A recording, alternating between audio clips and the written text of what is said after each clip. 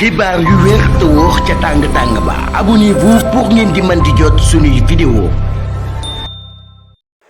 daleen ak jàmm seen chaîne bi di Buzz 221 HD kii di Ahmed Suzanne Camara di ak personnalité politique bu kenn dootu présenté ci réew mii di Sénégal daal di féetewoo ci waa parti bii di APR yëkkati na ay kàddu daal di ŋàññ bu baax premier ministre bii di Ousmane Sonko ne kookee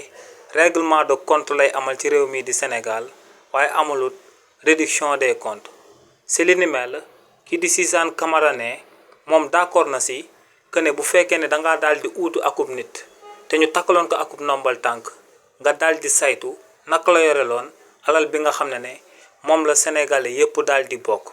ne li ni mel da cee d'accord waaye ne premier ministre bi Ousmane Sonko ak gouvernement bi nga xam ne moom la daal di jiite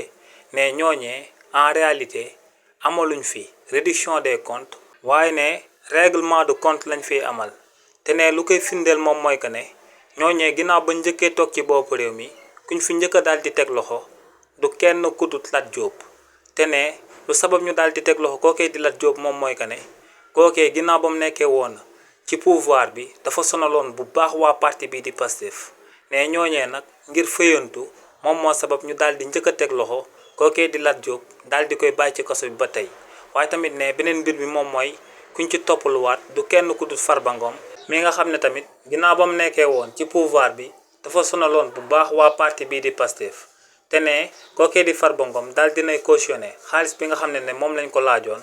waaye ne li ni mel teewul ba tey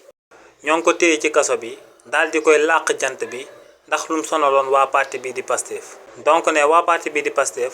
règlement de compte la ñuy amaluñu réduction des comptes. xibaar yu wér te wóor ca tàng ba abonnez-vous pour ngeen di mën di jot suñuy vidéo.